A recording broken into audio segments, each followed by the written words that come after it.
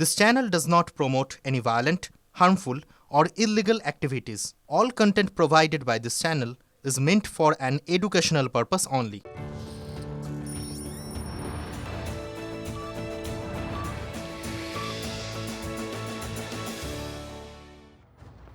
নমস্কার, স্বাগত আপনাকে TV9 বাংলায়। আমি দীপ রয়েছি আপনার সঙ্গে। সব বড় খবর নিয়ে শুরু করছি পাঁচ কথা। আর পাঁচ কথা শুরুতে এই মুহূর্তে যে খবরে নজর রাখবো, একটা ছবি দেখাবো আপনাদের শুরুতেই।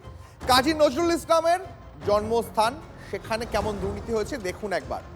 রাস্তার পিচ এমনভাবে তৈরি হয়েছে যে পাঁপড়ের মতন ভেঙে যাচ্ছে।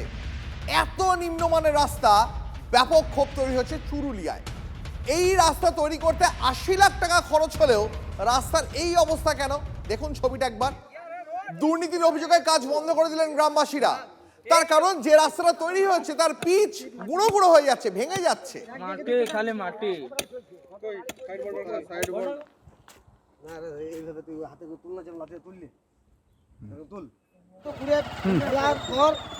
আবার বন্ধা দিয়ে পর দিয়ে ওটা রোড ঢোকে।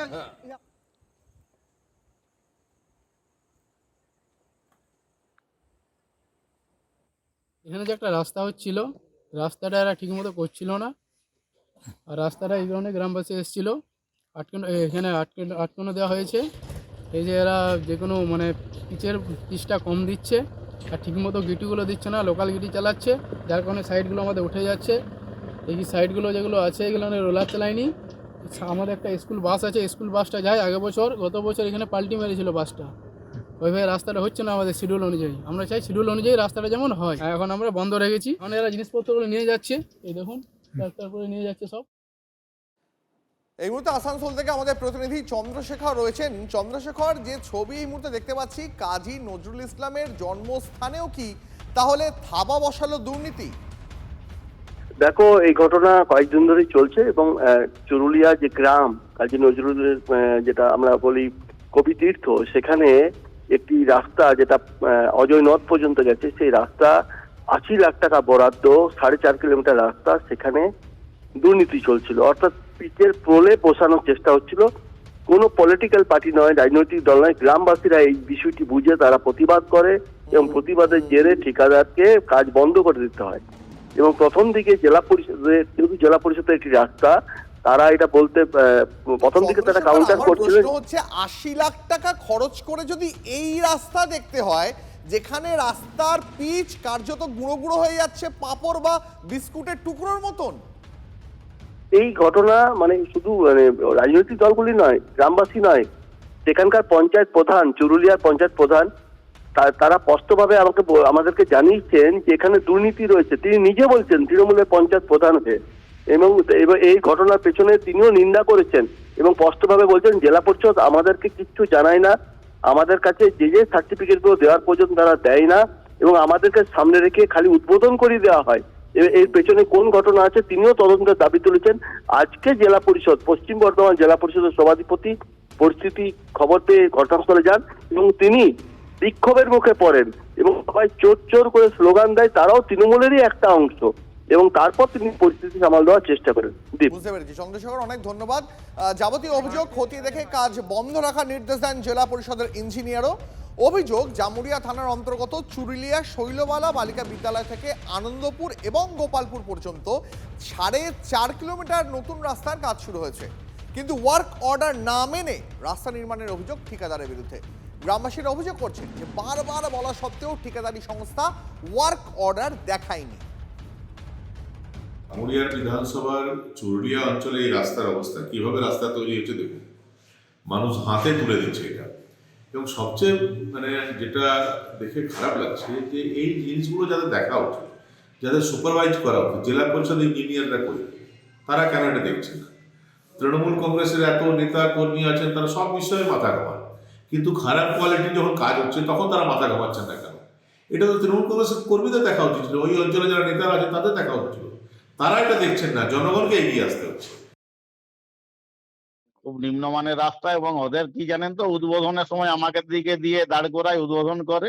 আমার মনে হয় চুরুলিয়ার কোনো কেউ কাউকে মালও দিয়েছে কিছু, আমার যতদূর ধারণা, বুঝতে পারছেন, কারণ একটা চুরুলিয়ার গ্রুপ আছে যারা প্রত্যেকটি জায়গায় টাকা আলাই নিয়ে নিম্নমানের কাজ হয়, আর পঞ্চায়েতে কোনো শিডিউল জমা দেয়নি। যদি আপনি লেখেন একদম লিখে দিবেন যে প্রধান ডাইরেক্ট বলেছে যে কোনো শিডিউল জমা নাই, শুধু উদ্বোধনের সময় আমাদেরকে বলে, তারপরে নিজের ইচ্ছা মতো কাজ করে। তার কমপ্লিশন সার্টিফিকেট কখনো লাই কোনো কিছু না, নিজেদের ইচ্ছা মতো কাজ করে। এবার পরে খবরে আসি। বিহারে জঙ্গলরাজ সাফ হয়েছে, এবার বাংলা। সনাতনীরা এগিয়ে এলে 200 নয় 220টি আসনে জিতবে বিজেপি। 26-এ বিজেপিকে কেউ রুখতে পারবে না। মালদার চাঁচলে নতুন বছরের প্রথম পরিবর্তন সংকল্প সভা থেকে এই হুঙ্কার দিলেন শুভেন্দু অধিকারী।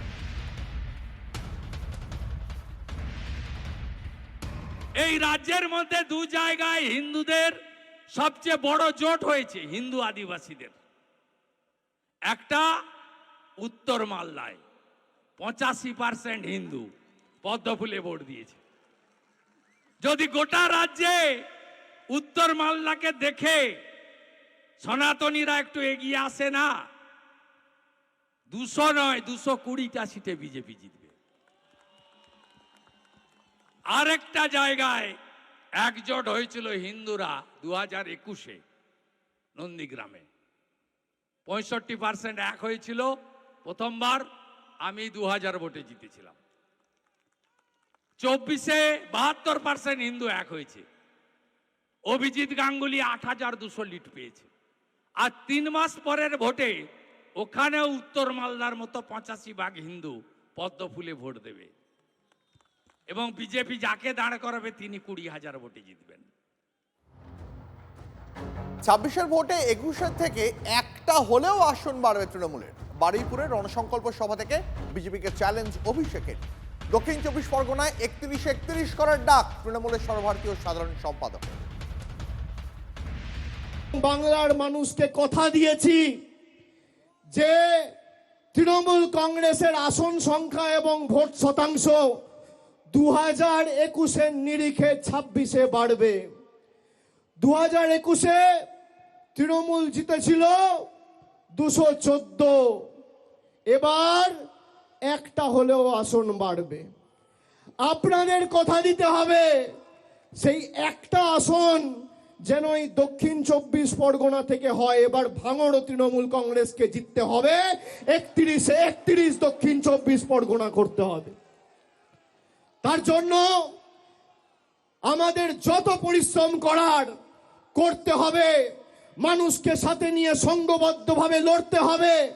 আপনারা যেখানে বলবেন অভিষেক বন্দ্যোপাধ্যায় যাবে, যে বুথে ঢুকতে বলবেন ঢুকবে, যে পাড়ায় সভা সমিতি করতে বলবেন করবে, কিন্তু একটা বুথেও বিজেপিকে গণতান্ত্রিকভাবে মাথাচাড়া দেওয়ার সুযোগ করা যাবে না। অভিষেক ব্যানার্জির বক্তব্য আপনাদের শোনালাম। 26-এর ভোটে 21-এর থেকে একটা হলেও আসন তৃণমূলের বাড়বে, এমনটাই বলছেন অভিষেক বন্দ্যোপাধ্যায়। পাল্টা বিজেপি কি বলছে শোনাবো বিজেপি নেতা জগন্নাথ চট্টোপাধ্যায়ের প্রতিক্রিয়া। পাটিগণিতের হিসেবে কোথাও একটা মিলছে না। এই না মেলার কারণটাই হচ্ছে এই সরকারের এক্সপায়ারি ডেট মাত্র 4 মাস। সনাতনী বাঙালি রাষ্ট্রবাদী মুসলমান তারা ঠিক করে নিয়েছে এই সরকারকে বিসর্জন দেবে রাজনৈতিকভাবে। তাই কারণে এদের রণসংকল্প অভিযান। 15 বছর সরকার চালানোর পর আবার কিসের রণ? এখন তো তারা তাদের হিসেব দিতে হবে।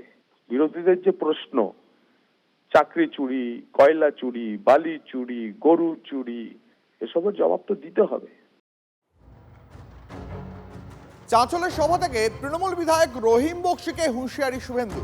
26-এর রহিম বক্সিকে জিততে না দেওয়ার চ্যালেঞ্জ। যখন তৃণমূলে ছিলাম আমার গাড়ির দরজা খুলতো। চাঁচলের যে কলম বাগানে সভা করছিলাম সেখানে আসার চ্যালেঞ্জ জানান তিনি। এখানে হিন্দুরা সংখ্যালঘু, তবু রহিমকে ঢুকতে দেব না। পরিবর্তন সংকল্প সভা থেকে হুঙ্কার শুভেন্দুর। পারলে মালতীপুরে হারিয়ে দেখাবেন, পাল্টা চ্যালেঞ্জ রহিম বক্সির। বড় বড় কথা, 6 ফুট লম্বা, এখানকার মুখ্যমন্ত্রী হয়ে গেছে রহিম বক্সি।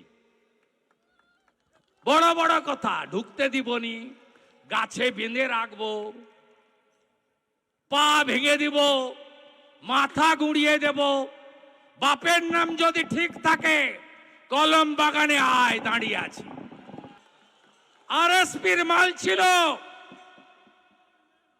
আইসিডিএস এর চাকরি বিক্রি করত, আর আমি এখানে তৃণমূলের অবজারভার যখন ছিলাম আমার গাড়ির দরজা খুলতো, কেউ নেবে না। ওর থেকে আবার ওর বেটা বড় নেতা। আমি বলে গেলাম মালতীপুরে কে জিতবে আমি জানি না, কারণ হিন্দুদের সংখ্যা কম, 20-22% হবে, কিন্তু রহিমকে আমি জিততে দেব না। আমি প্রতাপ সিং আর শঙ্কর চক্রবর্তীকে ডাকবো কলকাতাতে, বলে দেব কি করে এদের সমূলে উৎপাটিত করতে হয়। আমি জানি, ভরসা রাখুন। দিশেহারা বিভ্রান্ত হয়ে তারা বিভিন্ন ধরনের কুৎসিত মন্তব্যগুলো করছে। আমি একজন বিধায়ক, এক জেলা সভাপতি, আমাকে যে ভাষায় তারা আক্রমণ করছে এটা কুড়িচুকর, এবং এর যোগ্য জবাব মানুষ দিবে। আমাকে হারার মতো আমি ওকে চ্যালেঞ্জ করছি, ও যদি বাপের বেটা থাকে, এক বাপের বেটা থাকে, মালতীপুরে এসে দাঁড়াক, যদি এখানে আমাকে হারিয়ে দেয় আমি ওর চরণের জল ধুয়ে খাবো। নিজেকে অত্যন্ত ধন্য মনে করছি যে রহিম বক্সিকে নিয়ে, তৃণমূল কংগ্রেসকে নিয়ে আতঙ্কিত আছে মালদা জেলার ক্ষেত্রে বিজেপির লোকেরা, তাই বারবার রহিম বক্সির নামটা তাদেরকে তুলতে হচ্ছে। মালদার চাঁচলে শুভেন্দুর সভার আগে বেলাগাম হুঁশিয়ারি দেন আব্দুর রহিম বক্সি। এর পাশাপাশি বিজেপি কর্মীদেরও হুঁশিয়ারি দেন মালতীপুরের বিধায়ক এবং মালদা জেলা তৃণমূল সভাপতি। ঠিক কি বলেছিলেন তিনি, শুনুন এবার। আমার বাড়ি গ্রামে আমি ছোটবেলায় দেখেছি আমার বাপ কাকারা মাঠে কাজ করতেন, বাড়িতে গরু থাকতো, ছাগল থাকতো, যেগুলো উচ্ছৃঙ্খল গরু থাকতো সেগুলো উচ্ছৃঙ্খল গরু ছাগলকে গলায় একটা বড় ডান্ডা ঝুলিয়ে দেওয়া হতো। সেই ডান্ডা ঝুললে গরু আর ছুটতে পারতো না। মানুষ চিনে নিত যে এই গরুটা ফসল খায়। এই বিশৃঙ্খলকারী দলের যে নেতা কলকাতায় বসে আমাদের বিরুদ্ধাচারণ করে সাধারণ মানুষের, সেই সাধারণ মানুষ বন্ধু তোমাদের গলায় সেই রকমের ডঙ্কা ঝুলিয়ে দিবে, যাতে যে পাড়ায় যাবা তোমরা সেই পাড়ায় তোমাদেরকে চিহ্নিতকরণ করে পাড়া ছাড়া করবে না। লোকে নিশ্চয়ই শুরুটা ভালোভাবে করতে চায় সবাই, কিন্তু বিষয় হচ্ছে ওখানে এক বদমাশ লোক আছে, ওই কি রহিম বক্সি, সে বলেছে মালদার মাটিতে পা দিলে নাকি শুভেন্দু অধিকারীর ঠ্যাং ভেঙে দেবে বা তাকে দেখিয়ে দেবে, বুঝিয়ে দেবে। আমি সেই থেকে টিভি খুলে দেখতে চাই, আমি দেখছি যে ও কত বড় বাপের বেটা, ও আজ কী করতে পারে সেটাই দেখি। ওর পিসি পারলো না নিজের ঠ্যাং ভেঙে ভোটে জিততে, আর ও বলছে শুভেন্দুর ট্যাগ ভেঙে দেবে। হ্যাঁ, কলকাতায় এলে বাংলার মা বোনেরা ওকে ঝেঁটাপেটা করে।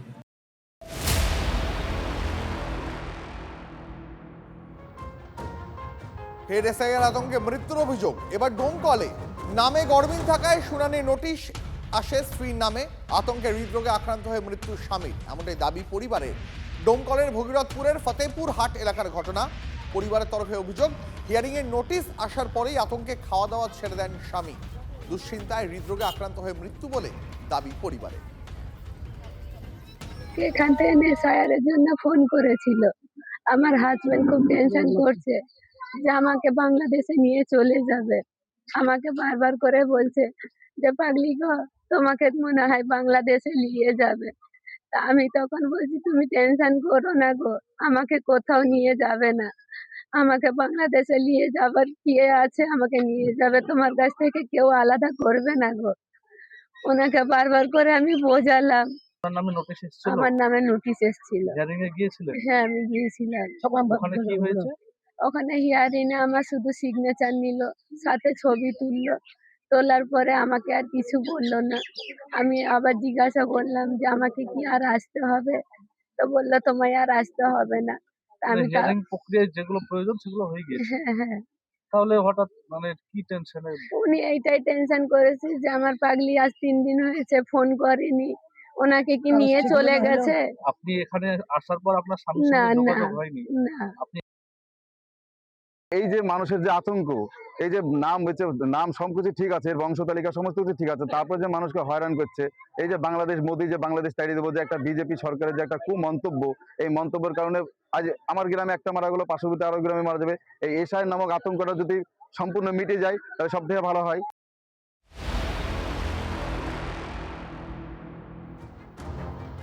এসআই আতঙ্কে আত্মহত্যার অভিযোগ পূর্ব বর্ধমানে বৈকুণ্ঠপুর 2 নম্বর পঞ্চায়েতের রায়নগর এলাকার ঘটনা। স্বামী ছেলের নামে নোটিশ আসেনি, হিয়ারিং এর নোটিশ আসে মহিলার নামে। রেল লাইনে ঝাঁপ দিয়ে আত্মহত্যা মহিলার। পরিবারের অভিযোগ, নোটিশ পাওয়ার পর থেকেই আতঙ্কে ছিলেন তিনি। টেনশনে না নাম আসে না, অর্থনৈতিক তো তোমার হবে না। হ্যাঁ, তা আমি বলছি আমার 2 ব্যাপারটা তো আছে, তোমার কি না হলে কী হবে, আমরা তো আছি। এবার কি তোমার এই টাকার কি পাঠাইবে নাকি বাংলায়? তারপরে এই কিস্তি এইতে আইসে লোক আইসে হিয়ারিংয়ের জন্য। হ্যাঁ, তারপর তোমার ওইতে যাইতে হইবে, অফিসে যেতে হবে। হ্যাঁ, তা আমি বলছি চুপ করে থাকো তো, আমরা তো আছি। আবার কি ওই টেনশনও ছিল। হ্যাঁ, আমি বারে বারে দাবাইছি। হ্যাঁ, তোমার এত সে চিন্তা কি? হ্যাঁ, ওই কিছু বলতো না, চুপ করে থাকতো। এই তো শুনছি কতদিন ধরে আতঙ্ক একটা ভয় পেয়েছে, এনআরসির ব্যাপারে এই ব্যাপারে একটা ভয় পেয়েছে আর কি। তো উনি প্রায়ই বলতো যে ভাই আমার তো নামটা আসে না, তো আমার কি অবস্থা হবে? আপনি কি অবস্থা হবে? আমরা যেরকম থাকবো আপনারা সেরকম থাকবেন। তো এ বাড়িতে যাইতো, ও বাড়িতে যাইতো, উনি ঠাকুর ভক্ত ছিল। বলতে ভাই তোদের সবাই আসছে, আমার আসে না, আমার তো এখানে থাকা হবে না, তো জীবন রাখবো না, এইটাই শুধু বলেছে, এছাড়া কিছু আর উনি বলেন নাই। ঠিক একজন লাগ সুসাইড করছে ট্রেনে। তাহলে সুসাইড করলে কে? পরক্ষণে জানলাম সোনামালা, ফুলমালা আর কি, ডাক নাম ওইটা আর কি।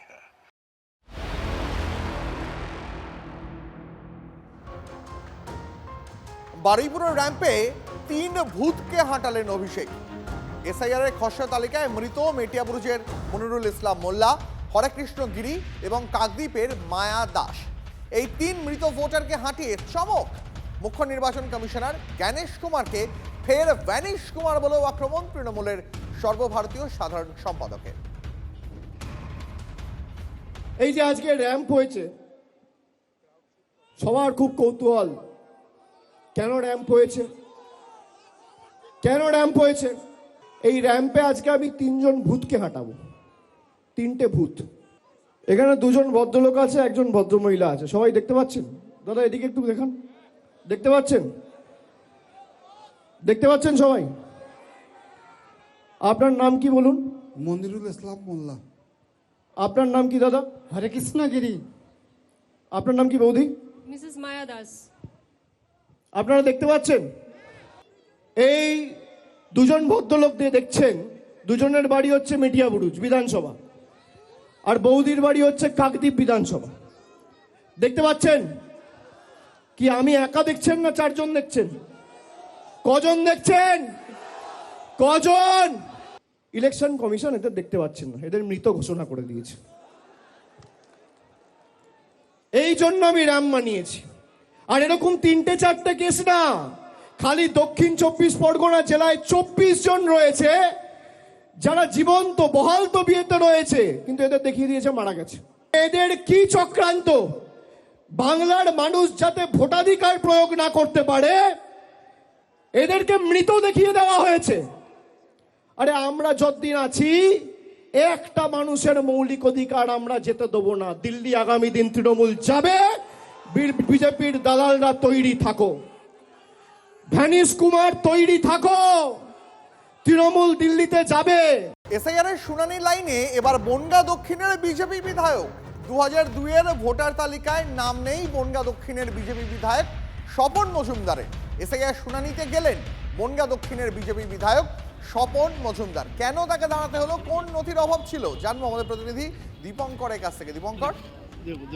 দেখো দীপ, আমরা শুরুতে যখন এসআইআর শুরু হচ্ছিল তখনই যে 2002 এর নাম নেই সে খবর করেছিলাম। স্বপন মজুমদারের ভোটার তালিকায় 2002 এর নাম নেই এবং আজকে তাকে এসআইআর এর হিয়ারিং এর জন্য ডাকা হয়েছে। তিনি গেছেন এবং তিনি যেটা বলছেন 99 সালের পাসপোর্ট তার কাছে আছে। সেই সময় তিনি যেহেতু বাইরে থাকতেন তাই ভোটার তালিকায় নাম তোলা হয়নি। 2002 সালেই তার বাবা মারা গেছে, ভোটার তালিকা বার হওয়ার আগে তার দিদিমা মারা গেছেন। ফলত পারিবারিকভাবে যে তথ্যগুলো দেওয়ার যেহেতু মানে লিঙ্ক করে দেওয়ার জন্য সেগুলোও তিনি দিতে পারেন, তাই তাকে হিয়ারিং এ ডেকেছে। কিন্তু 99 সালের পাসপোর্ট এন্ড আদার্স বেশ কিছু কাগজ তার কাছে আছে যেগুলো তিনি সাবমিট করেছেন। স্বাভাবিকভাবে তার এই হিয়ারিং এ ডাকা মানেই তাকে তাড়িয়ে দেওয়া বা বাংলাদেশি ঘোষণা করা এরকমটা নয়।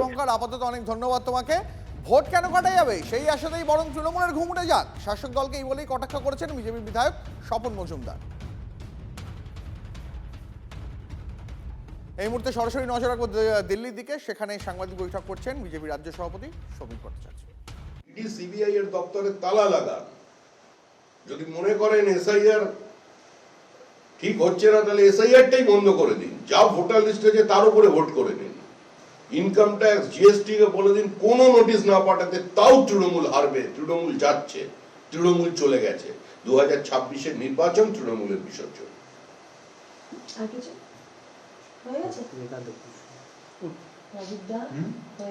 অভিষেক বন্দ্যোপাধ্যায় বলেছেন যে তিনি নির্বাচন কমিশনে এসেছিলেন, তাতে নির্বাচন কমিশনের তিনি আঙুল দেখিয়ে কথা বলছিলেন। তিনি বলেছেন যে নির্বাচিত মনোনীত বিষয়টি, এবার বলেছেন যে এবার তৈরি থাকুন, মমতা বন্দ্যোপাধ্যায় এলে কিন্তু হাল খারাপ হয়ে যাবে। অভিষেক এসছে নির্বাচন কমিশন তিনি চেয়েছেন, এবার মমতা বন্দ্যোপাধ্যায় যখন আসবেন তখন কিন্তু নির্বাচন কমিশনের হাল খারাপ হবে, পালানোর পথ পাবেন না। আমরা কি করতে পারবো? নির্বাচন কমিশন তো আর পশ্চিমবঙ্গ রাজ্য নির্বাচন কমিশনের মতো এখানে বিজেপির শাখা সংগঠন নয়। ওখানে ব্যাপারটা অন্যরকম আছে। ওখানে নির্বাচন কমিশনার কেউ গভীর রাত্রে গিয়ে নেতারা একটু অনুরাগের ছোঁয়া দিয়েছেন, তারপরের দিন অন্যরকম কথা বলে। এখানে বিষয়টা ওরকম নয়। যদি পালাবার পথ না খুঁজে পান তাহলে যারা সংবিধানের রক্ষাকর্তা তারা দেখবেন, তাদের দায়িত্ব, তাদের প্রশ্ন করবে, সুপ্রিম কোর্ট বুঝবে। আমাদের কি করার আছে? আমরা চাই এসআইআর সম্পূর্ণ।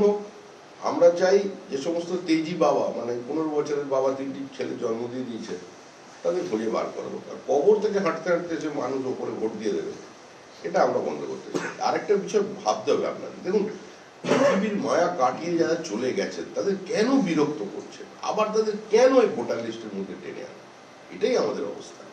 এই প্রসঙ্গেই বলছি, অভিষেক বন্দ্যোপাধ্যায় যে দুজনকে আজকে র্যাম্পে হাঁটিয়েছেন তাদের নাম বাদ দিয়েছে, তাদের মৃত বলা হয়েছে। অভিষেক বন্দ্যোপাধ্যায় বলছেন যে ভূত র্যাম্পে হাঁটছে। সেটা নির্বাচন কমিশন বুঝবে। বাধ্য আমরা দিইনি, বাধ্য তৃণমূল কংগ্রেস দিয়েছে। আমি এটুকুনি জানি যে আমার দুর্ভাগ্য যে বিধাননগর মিউনিসিপ্যাল কর্পোরেশনের ভোটে আমি 9টার সময় ভোট দিয়ে চলে যাবার পর আমার বাবা মা একসঙ্গে নাকি এসে বিকেল 4টের সময় ভোট দিয়ে চলে গেছে।